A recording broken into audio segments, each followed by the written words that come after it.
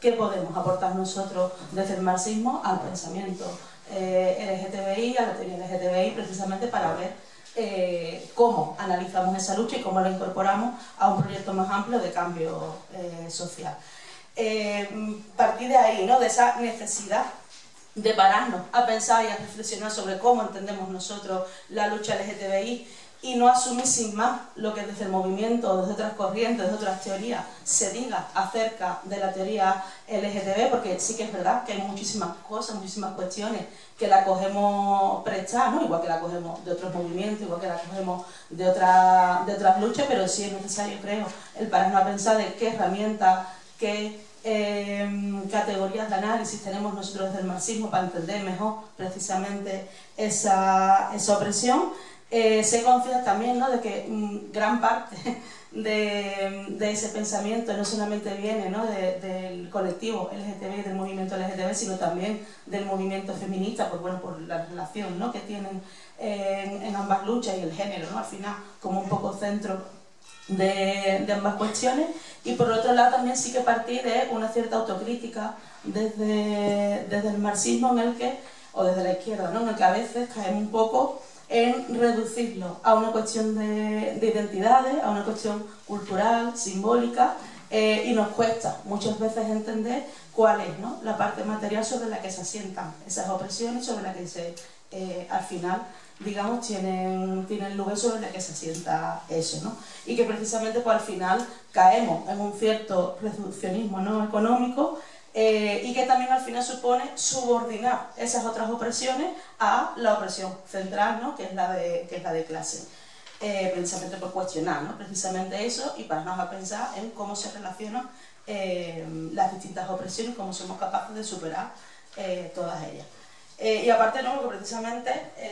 no nos permite, sino hacer un análisis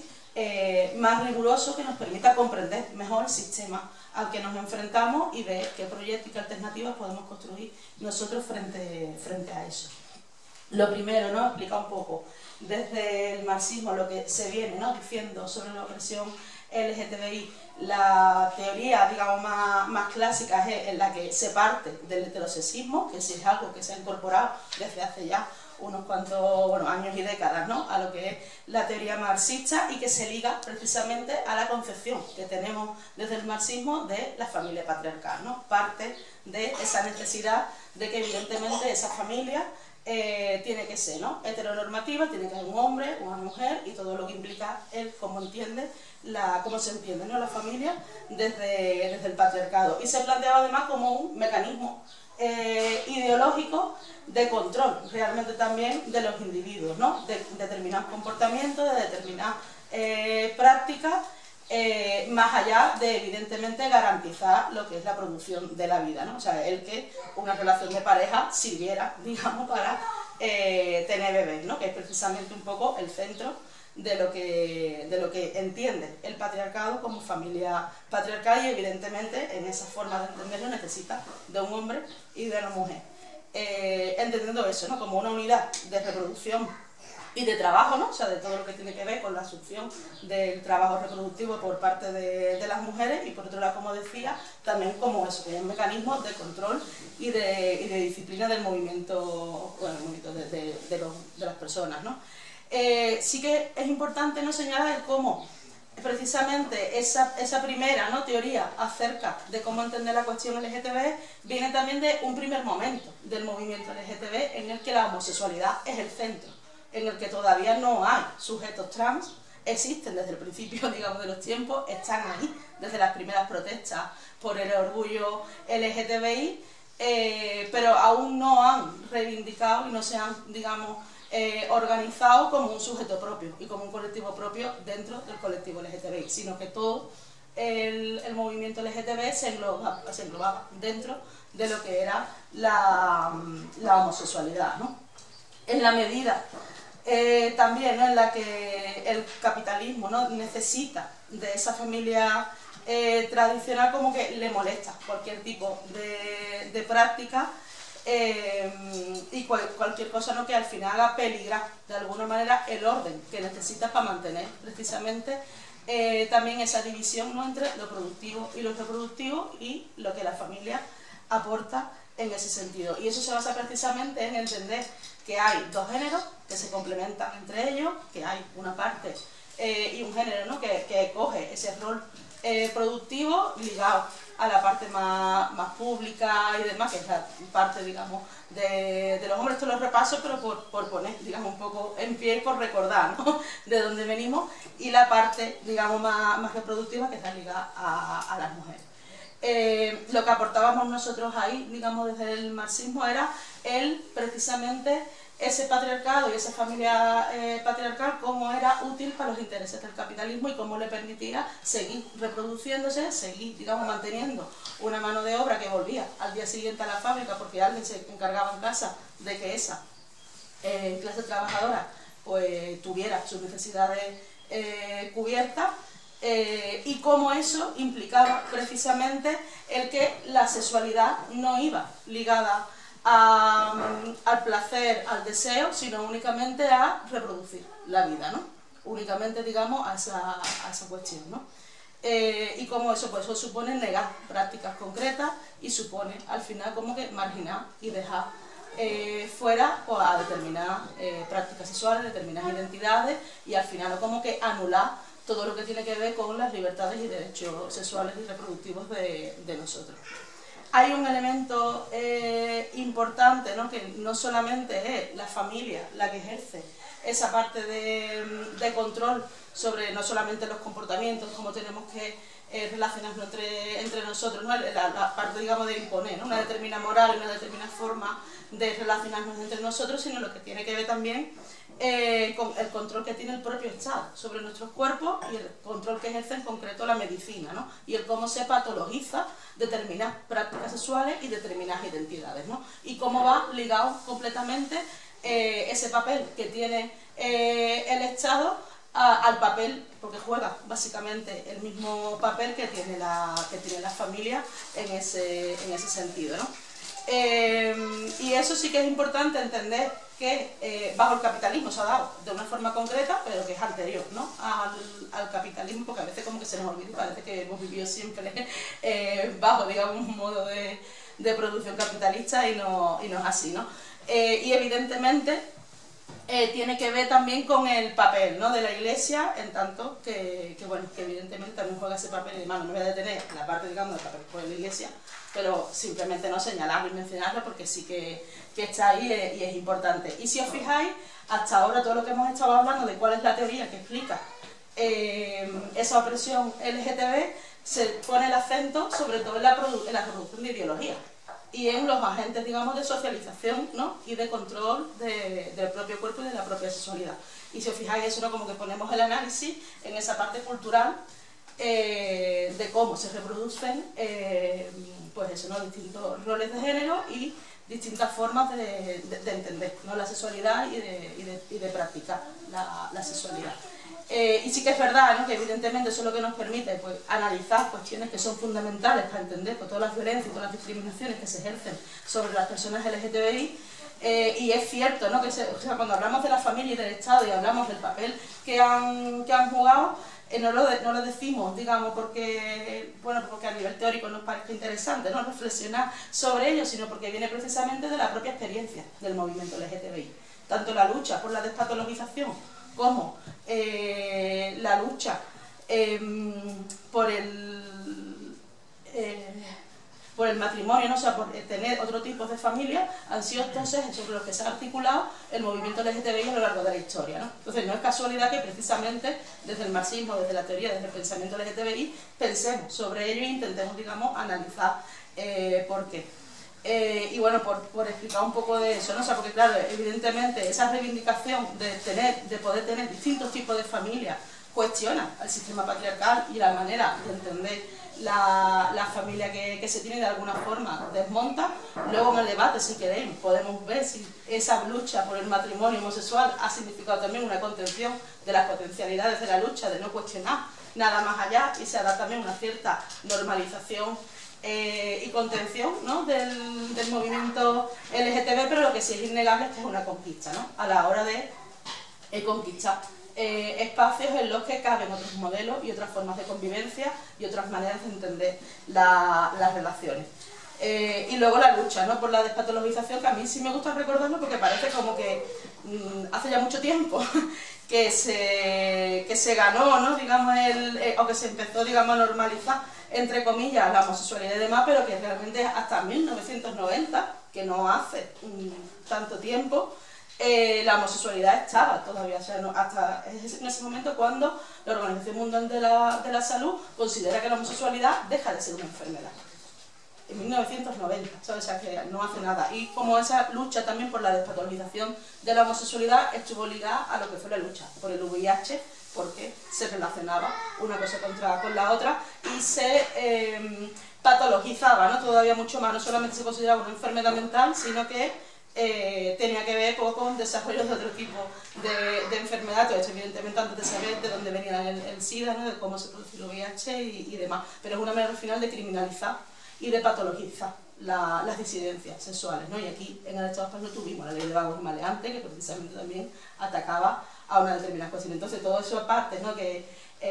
analizábamos nosotros de ese papel que tiene el Estado, ese papel que tiene la familia, no es una cosa pequeña o anecdótica, ¿no?, sino que tiene que ver al final y tiene un impacto pues, en la gente que pasó cárcel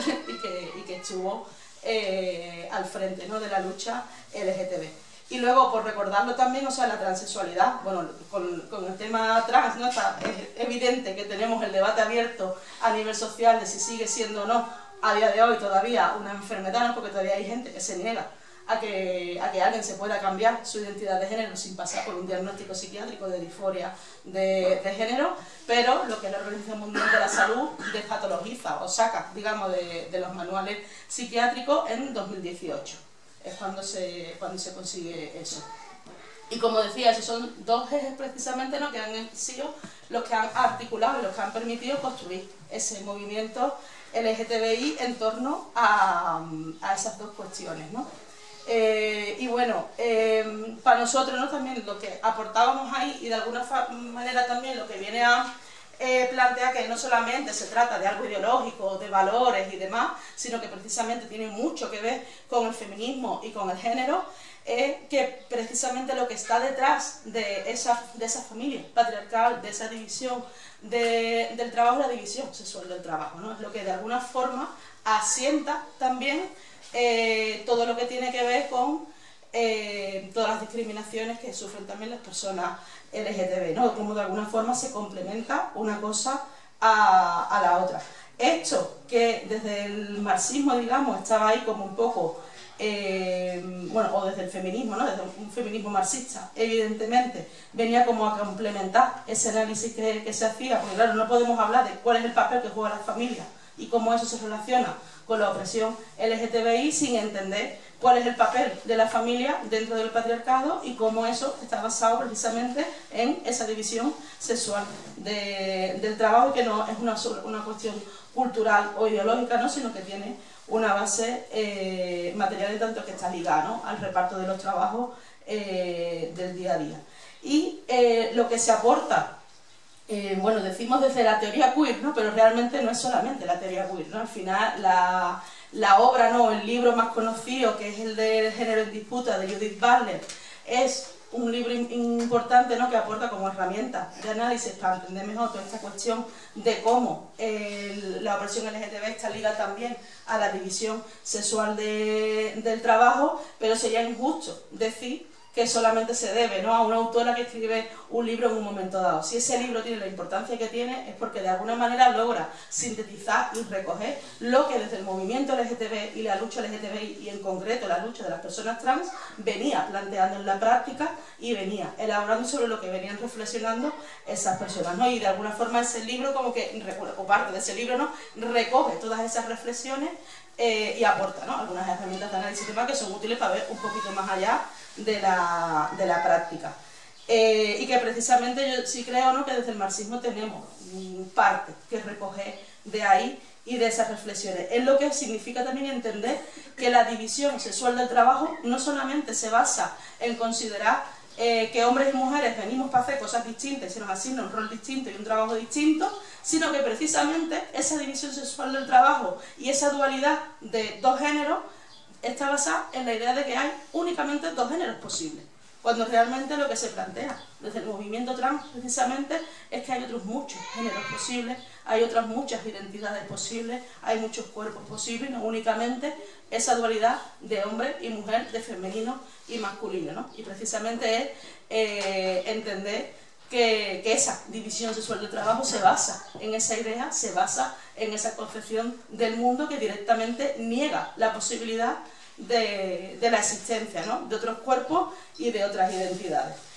Y que de alguna manera al final nos permite entender mucho mejor en qué se basa realmente esa división sexual del trabajo y esa ligazón que hay entre el género y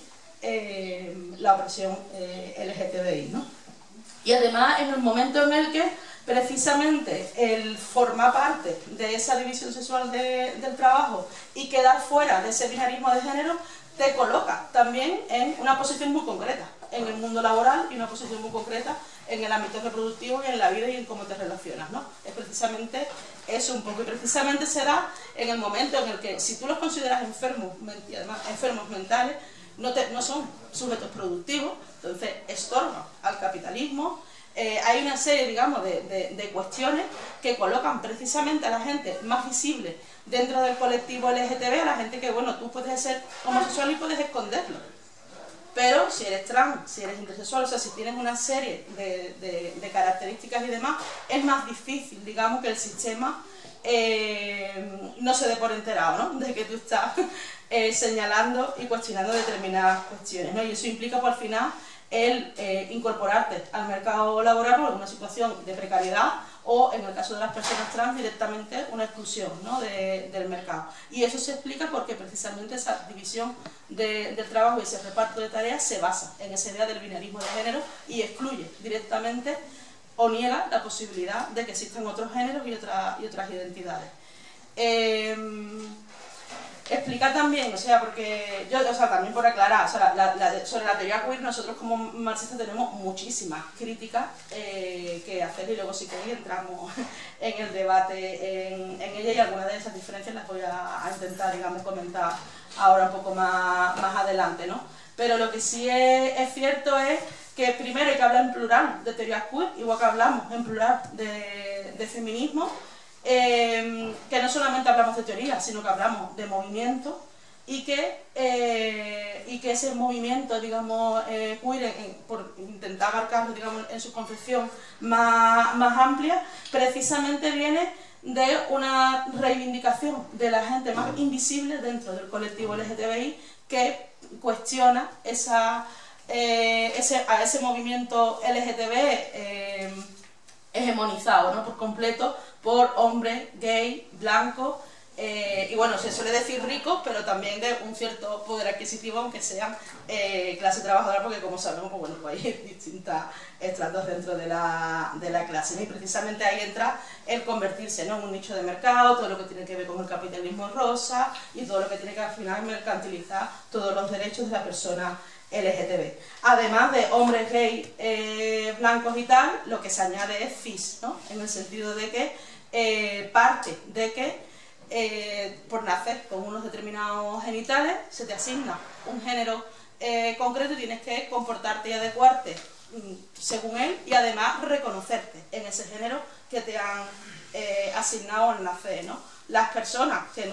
sí que nos reconocemos en el género que nos asignaron somos cis, la gente que no se reconoce en ello es trans. Lo explico por si acaso hay alguien perdido, ¿vale? Lo que sí, y también por entender que es que no hablamos solamente de heteronormatividad, sino que hablamos también de la cisnormatividad, o sea, de dar por hecho que la única posibilidad y la norma, digamos, general, es que la gente sea cis y que se reconozca en el género que le asignaron, o que sea hetero, y a nadie se le ocurre, ¿no?, preguntar si eres homosexual o eres hetero, cosa que evidentemente tiene que ver con invisibilizar determinadas cuestiones, y al final tiene que ver con entender que nuestras identidades son algo completamente natural, algo biológico, algo determinado, y olvidarnos, digamos, o no visibilizar que realmente se trata de algo que está construido a nivel social y que no responde, ¿no?, a un orden natural de las cosas, y que por tanto no es inmutable. Sí, importante, creo, ¿no?, detenernos un poco en entender esas normas de géneros que de alguna manera son la base de esa división sexual del trabajo, que tiene que ver con una triple dimensión, ¿no?, de lo que sería el sexo o cuerpo. Yo prefiero hablar de cuerpos que de sexo, porque creo que además también puede enriquecer otros análisis de cuerpos racializados y demás, que nos permite hacer también conexiones con otras opresiones y con otros sujetos. Estaría cuerpo, sexo, el género y la orientación. El capitalismo y el patriarcado exige que exista una coherencia entre esas tres dimensiones. Lo que explicaba antes, ¿no? Si tú naces con determinados genitales, con determinado cuerpo, te corresponde un género, tienes que adecuarte y comportarte según ese género y tienes que sentirte atraído por el género contrario. Esa parte de sentirte atraído por el género contrario es lo que tiene que ver antes con la parte que tratábamos, ¿no?, de garantizar y de entender que la reproducción va ligada únicamente no al placer y al deseo, sino a producir vida. Dentro del género distinguimos además también entre lo que sería la identidad de género, aquello en lo que tú te reconoces, de lo que es la expresión de género, que es como tú te muestres al mundo, simplemente independientemente de que tú te sientas mujer, hombre o X. Estas tres cosas, o sea, como que cuesta entender realmente y saltarse, ¿no?, de esa triple coherencia que nos exige el sistema, y entender que realmente son dimensiones completamente separadas. O sea, que realmente tú puedes tener el cuerpo que sea y los genitales que sea, puedes tener una identidad concreta, expresarte de otra forma, y eso no tiene nada que ver, ¿no?, con lo que tú luego deseas, con lo que te sientas atraído por una persona o la otra. Y eso precisamente es lo que empieza, digamos, como a poner en cuestión, ¿no?, todo lo que tiene que ver con el binarismo y esas dualidades de las que hablábamos antes, y que de alguna forma esa triple coherencia que se nos exige desde el sistema limita por completo pues todas nuestras, no solamente ya nuestra libertad sexual de elegir cómo queremos ser, dónde nos reconocemos y demás, sino la propia forma de relacionarnos, de entender la vida, de negar y de invisibilizar una barbaridad de diversidad que tenemos las personas y que tenemos distintas formas de ser y de estar en el mundo, y que directamente no son contempladas, ¿no? O que directamente, bueno, pues somos hombres o mujeres, y no damos pie ni damos espacio, ¿no?, a personas que no se reconozcan en los dos géneros, que sean personas no binarias. Cuando además, por cierto, se ha dado un dato, salían encuestas, ¿no?, en las que las últimas generaciones, la gente más joven, el 20 y tantos % no se reconoce dentro de ningún género binario, se reconocen como no binarios, ¿no? Bueno, está bien, porque de alguna forma vamos avanzando en cuestionar estas cuestiones, y precisamente también significa que hay un eje de movilización, de politización, de conciencia que pasa por ahí, y por visibilizar al final que existen esos géneros y esas identidades.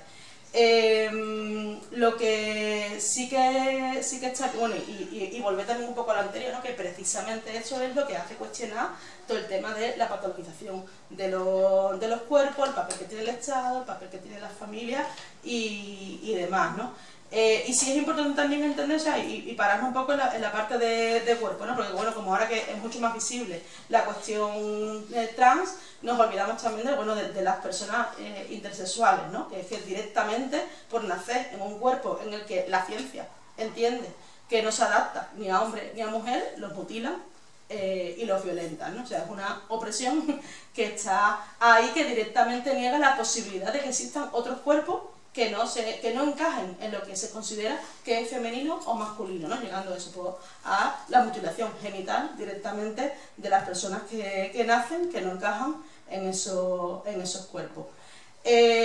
Todo esto lo que hace es precisamente profundizar en la concepción del género como una construcción social,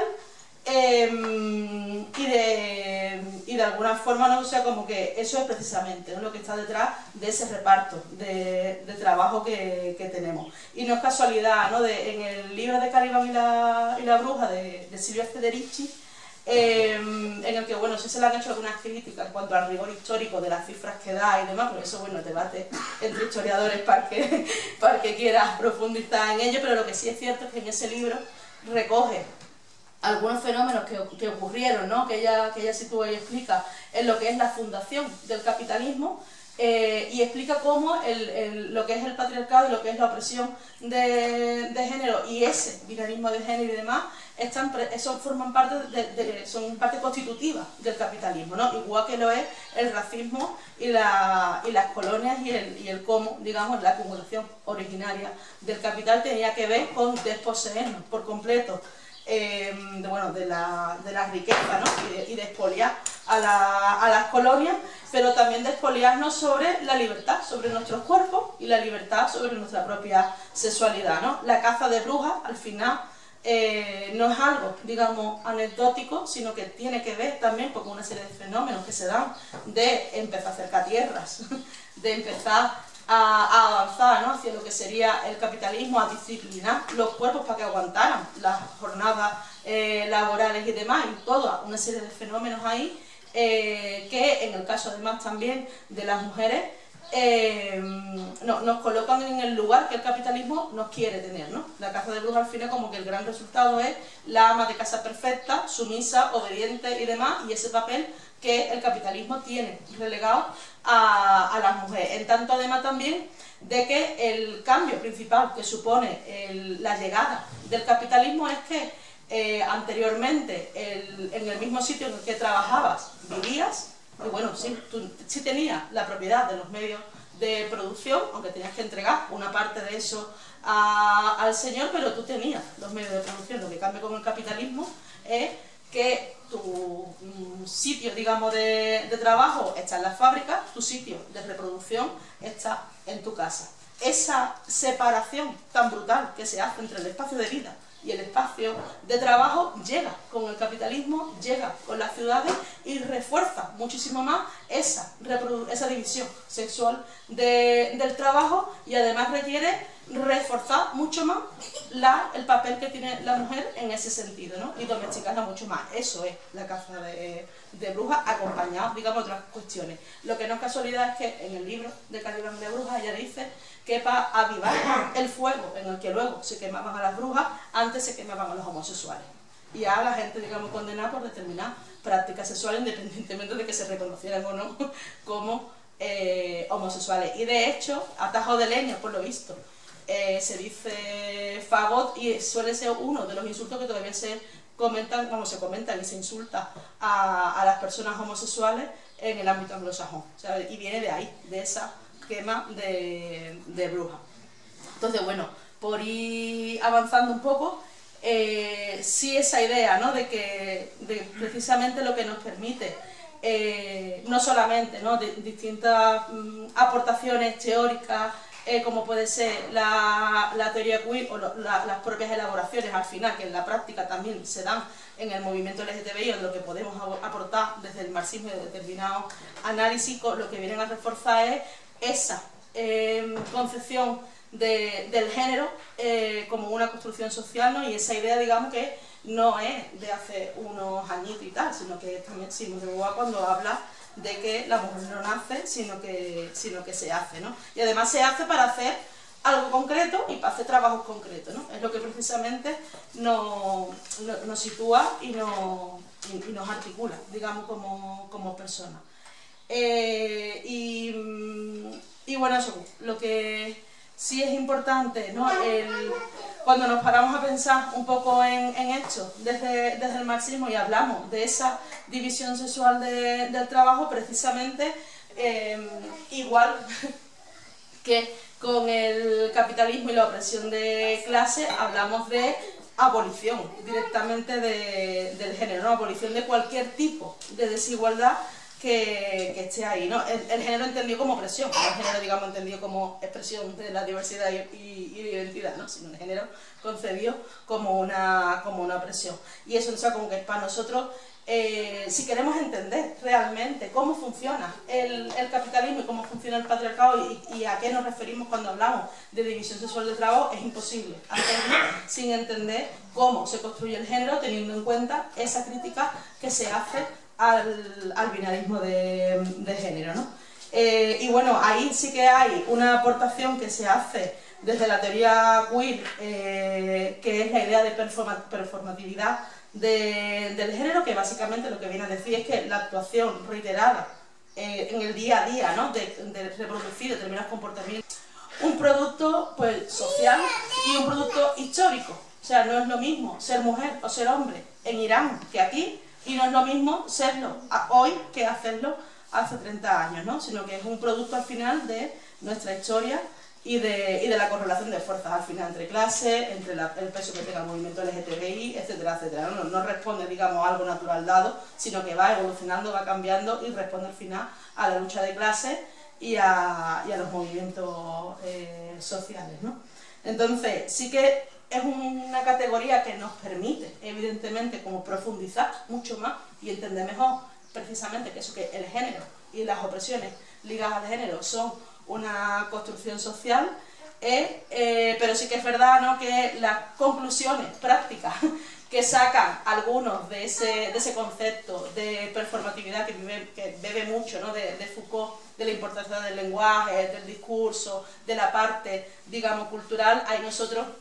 sí hacemos, ¿no?, una crítica, en tanto que algunas de las conclusiones, ¿no?, que se han sacado un poco de esa aportación que se hace es que basta lo discursivo, ¿no?, basta cambiar el cómo tú te comportas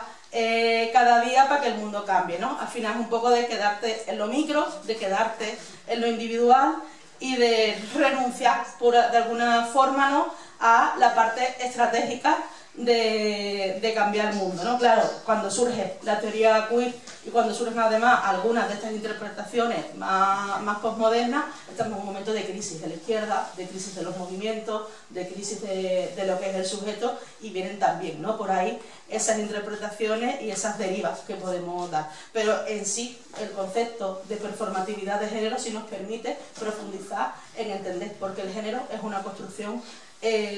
social, ¿no? Y bueno, también poner en valor, ¿no?, más allá de que eso, ¿no?, de que evidentemente no es suficiente quedarnos en lo personal y en lo micro, sí que es necesario politizar lo personal, sí que es necesario visibilizar que lo que hacemos de forma cotidiana es político y ayuda a coger conciencia y a ir construyendo una sociedad distinta, aunque evidentemente no renunciemos a organizarnos y a pensar en cómo cambiamos, digamos, las cosas a lo grande, ¿no? Y no cada uno en nuestro entorno y refugiarnos, sino algo más. Es un debate, de hecho, similar que se da dentro del movimiento LGTB también con la idea esa de las comunidades LGTB, que surgen al final como una necesidad de el colectivo LGTB de encontrar espacios seguros donde relacionarse entre ellos, ¿no? Que hablamos desde bares, y de ahí las protestas de Stonewall que dan origen al movimiento LGTB a partir de las redadas que hace la policía y demás, pero también a la necesidad de un colectivo que está completamente al margen de la sociedad y en el que la sociedad no piensa de resolver sus necesidades por sus propios medios. O sea, hablamos, digamos, de eso. Entonces, claro, en la medida en que esas comunidades están completamente aisladas del resto de la sociedad, pues evidentemente son útiles para muchas cosas, pero no son útiles para transformar el mundo, pero sí es necesario ponerlas en valor. Y precisamente a raíz de la pandemia se reactivaron muchísimos de los grupos de apoyo mutuo que existían hace años ya con el tema del VIH, se reactivaron durante la pandemia, porque sí que es verdad que el colectivo LGTB no encaja dentro de las relaciones de convivencia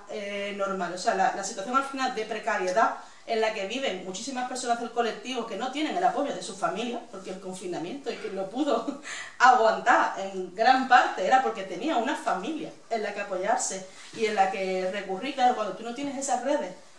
familiares, además todas las ayudas van dirigidas a las familias, pero como que hay una serie de cuestiones que están ahí, ¿no? Y precisamente desde el colectivo LGTB, todos esos espacios seguros que se tenían, todas esas redes, se vieron en peligro por la pandemia, y eso sirvió en algunos países que se reactivaron las redes de apoyo mutuo que existían con el tema del VIH. Entonces, con eso quiero decir eso, que aunque hagamos la crítica y demás, pero sí entendamos también que ahí hay un valor político que pone en valor, ¿no? Y luego yo sí que creo que hay otro debate, ¿no?, que tenemos con la teoría queer, más allá de cómo entendemos las identidades, la parte cultural, todas estas cosas así que podemos hablar, que tiene que ver con el debate que se da entre Nancy Fraser y Judith Butler con el reconocimiento y redistribución, en el que se habla, ¿no?, precisamente de esa historia, ¿no?, de que nosotros realmente, o sea, no solamente reivindicamos determinadas identidades LGTB, sino que precisamente lo que planteamos es la puesta en cuestión en sí de las propias identidades, de la propia opresión de género, y que no se trata de reconocer y de visibilizar, ¿no?, sino de cambiar lo que está por abajo y entenderlo como una cuestión de justicia social y de reparto, ¿no?, de trabajo, de reparto, digamos, de otras cuestiones que tienen que ver más con la redistribución. Por ser un poco así más polémica, o sea, yo sí que creo que la réplica que le da Butler a Nancy Fraser encaja mejor lo que Fraser quiere decir, o sea, la crítica que le hace desde el marxismo Fraser a Butler, planteándole eso, ¿no?, que desde la teoría queer, desde el movimiento LGTBI, se ha centrado todo en el reconocimiento y en la parte cultural y se han olvidado de todo lo que tiene que ver con la parte de justicia social y toda esa parte que tiene que ver más con el marxismo, el trabajo y demás, historia que nos gusta más a nosotros. Butler asume, digamos, esa crítica, y lo que hace precisamente en la réplica es poner en relación lo que desde el marxismo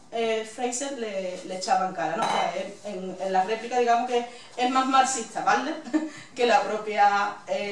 Nancy Fraser cuando contesta. Esto es opinión mía personal, que luego podemos hablar y tal, pero sí me parece que el último capítulo de ese librito, digamos, porque era un artículo en principio en la revista de New Left, y luego, digamos, sacaron los 3 artículos en un libro, pero sí me parece que es súper interesante leerlo, y precisamente porque lo que Butler hace es poner en relación esa parte de reconocimiento y esa parte de redistribución, y explica cómo ser trans en una sociedad capitalista te coloca en determinadas posiciones de precariedad, de trabajo, de no acceso a la vivienda, de no acceso a servicios públicos, de determinadas cuestiones que están ahí y que a veces, desde lo que es la izquierda y desde lo que es el marxismo, se nos escapa porque no logramos articular del todo bien esa relación entre lo cultural y lo material, lo económico, etcétera, etcétera, ¿no? Y nos cuesta, en cierta manera también, un poco incorporar eso. Y que precisamente eso sí que tiene que ver, o sea, porque claro, esta parte no la dice Butler, ¿no?, sino que la ponemos nosotros desde el marxismo, tiene que ver también con otro concepto que es clave en el marxismo, que es la acumulación por desposesión, ¿no? Lo que explicaba antes cuando hablaba de lo de Caliban y la bruja y Federici, la acumulación por desposesión, o sea, viene, digamos, el término de esa acumulación originaria, que básicamente se basa en lo que es la División Internacional del Trabajo, el tema del racismo y tal, y tiene que ver también con la parte que tiene que ver específicamente, ¿no?, sobre el tema del género y la apropiación del trabajo de las mujeres, y cómo eso forma parte constitutiva del capitalismo, y explica la relación entre racismo, clase, género y demás.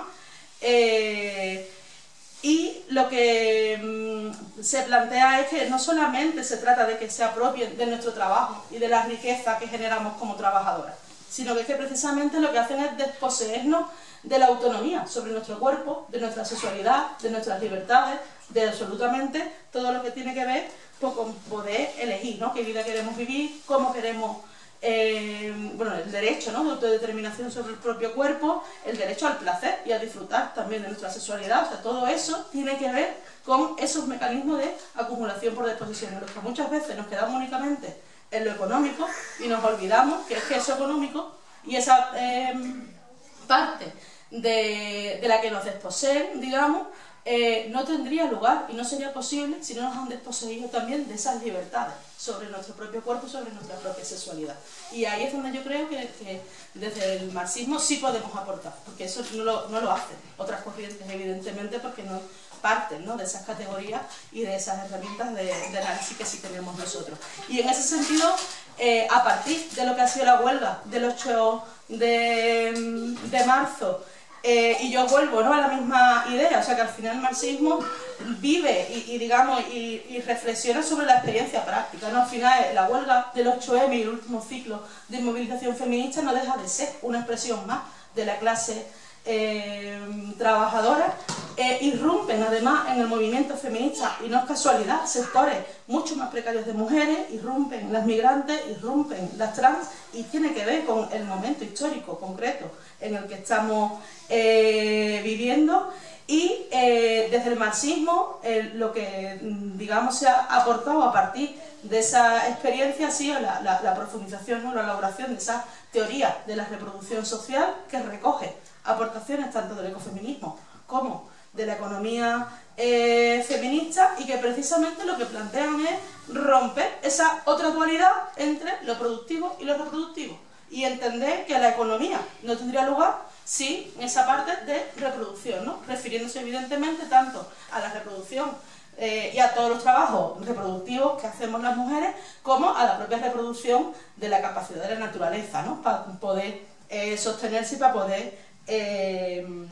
vivir, ¿no? Hace hincapié en el tema, ¿no?, de la interdependencia entre nosotros, en el tema de los cuidados, etcétera, etcétera. Y de alguna forma como que pone un poco en cuestión esa contradicción capital-trabajo y la amplía a una contradicción capital-vida, ¿no? Sin negar, evidentemente, las otras cuestiones más específicas, ¿no? Pero sí que es importante, creo, el pararnos a pensar en eso, y que yo creo que, pues bueno, porque esa parte, digamos, más clásica, ¿no?, de lo que entendíamos como heterosexismo, la parte que aporta bueno, la teoría queer, o el movimiento LGTB o movimiento trans, y esta última parte, ¿no?, de la acumulación por desposesión, profundizar en ella y relacionarla con la teoría de la reproducción social, me parece que nos ayuda muchísimo a entender realmente de qué estamos hablando, ¿no? Y bueno, de la misma forma de que la potencialidad, ¿no?, de la clase trabajadora viene evidentemente determinada por el lugar que ocupa en las relaciones de producción, la potencialidad del colectivo LGTBI, y en principio, o sea, como también por detectar, ¿no?, vanguardias, digamos, tácticas, sectores que pueden servir, ¿no?, para que otros sectores se reconozcan y demás, es el papel que está jugando ahora mismo el movimiento trans a la hora de mover y de remover también un poco conciencia y de ser capaz de articular, ¿no?, determinadas luchas. Esas potencialidades no vienen solas, o sea, no son por sí mismas, ¿no? En la medida en que no haya organización, en la que no haya lucha, en la que no haya construcción, digamos, de algo colectivo, ¿no?, que es una de las cosas también que nos pasa, ¿no? O sea, una cosa no solamente es reconocer que las personas trans, ¿no?, pues como que ponen en cuestión el corazón del sistema capitalista y patriarcal, y otra cosa es caer en pensar que la mera existencia de las personas trans hacen caer al sistema, ¿no?, sino que precisamente de lo que se trata es de construir toda esa parte subjetiva, ¿no?, y de identidad y de sujeto político, y de ser capaz de articular un proyecto político que de verdad tenga esto interiorizado y que no sea, digamos, una suma más, ¿no?, sino que realmente entienda que es algo a nivel estratégico que es central en el análisis que hacemos sobre cómo funciona el capitalismo y sobre cómo se reproducen las distintas opresiones. Y luego, o sea, y ahora sí que voy terminando, volver un poco, ¿no?, a lo que trataba de explicar antes de lo de la acumulación por desposesión, ¿no?, que antes lo que he explicado, ¿no?, es la originaria. Realmente de lo que se trata es que entender que esos mecanismos en cada crisis del capitalismo y de forma permanente se siguen manteniendo y se siguen dando, ¿no?, y en los momentos de crisis precisamente se agudiza, y que precisamente explica la relación entre el neoliberalismo y las políticas neoliberales ligados a los valores más conservadores, ¿no?, el conservadurismo, el autoritarismo y demás, y cómo eso pues está detrás también, un poco en esta, no de forma mecánica, ¿no?, pero digamos que sí ayuda a entender algunas cuestiones del ascenso que tiene hoy por hoy la derecha, la profundidad de la crisis en la que estamos, ligada precisamente a los cuidados y a ese reparto de trabajo que no está de ninguna forma, ni puede estarlo, resuelta en el capitalismo. Y precisamente, ¿no?, bueno, pues como eso tiene que ver, ¿no?, con cómo somos capaces hoy por hoy de leer, ¿no?, o sea, por qué la lucha por la ley trans está siendo tan importante, por qué ese rechazo de determinados actores más reaccionarios y de derecha frente a ese avance, frente al avance en su momento, ¿no?, del movimiento feminista y que nos permite precisamente comprender cómo desde determinado feminismo, desde determinada manera de entender la opresión LGTB, somos capaces de poner en riesgo pues, bueno, pues, sus privilegios y hacer tambalear, ¿no?, el sistema de opresiones en el que vivimos.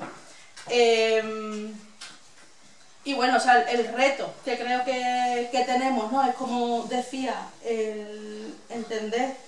que eso, ¿no?, que el tema LGTB no puede ser solamente una parte a sumar, sino que es necesario incorporarlo como algo... y sí recordar, o sea, a mí sí me gusta, bueno, me gusta, yo creo que todo el mundo lo sabemos, ¿no?, pero el recordar de dónde viene, ¿no?, lo del el nombre en sí, ¿no?, de, bueno, el Manifiesto Comunista, el Partido Comunista, que precisamente lo que trata es de elaborar un programa sobre lo común, sobre aquello que nos permite articular una sociedad distinta basado en dar respuesta a las necesidades comunes que tenemos y encontrar precisamente eso que nos une frente al sistema, ¿no?, de poner las vidas en el centro, todas las vidas, todos los cuerpos y no olvidarnos, digamos, de ninguno, ¿no? Y bueno, así un poco para el debate, pues hablar un poco, ¿no?, de... Bueno, porque creo que ahora nos vamos a dividir, creo, en grupos, ¿no?, según me habíais explicado. Y bueno, no sé, como algunas cosas así, por si queréis, digamos, reflexionar sobre ello, y si no, pues lo hacemos de lo que queráis, ¿no? Pero si de alguna forma lo queer y lo trans puede servir como un paraguas de cara a ser capaces de superar pues las distintas opresiones, ¿no?, que se ejercen sobre las mujeres y sobre el movimiento es el LGTB, y de alguna forma también como superar esa dualidad en la que a veces caemos entre la clase y el género, o sea, esa parte como así como un poco más teórica. Y luego hablar de algo que yo creo que nos preocupa a toda la gente que estamos participando en el movimiento LGTBI, que es, estamos en un momento de eclosión, de aparición de una barbaridad de distintas expresiones de género, de distintas identidades, porque es un momento en el que parece, digamos, que el movimiento trans y los pasos que se han dado como que abre la puerta a muchísimas otras cosas que hasta ahora estaban completamente contenidas, y cómo somos capaces de dar respuesta a toda esa diversidad, a reconocer, digamos, los derechos también específicos de cada uno, encontrando también aquellos puntos comunes, y cómo somos capaces de articular todo ese movimiento LGTBI sin caer en los errores que se han caído en el pasado, ¿no?, de al final visibilizar unos e invisibilizar otros, que yo creo que ese es el reto que tenemos ahora mismo como movimiento. Y todo lo que tiene que ver luego con que no me ha dado tiempo, ¿no?, a explicarlo en la charla, porque si no me he enrollado demasiado, lo que tiene que ver con la mercantilización, ¿no?, de los derechos sexuales, lo que tiene que ver con el capitalismo rosa, y todas esas cuestiones.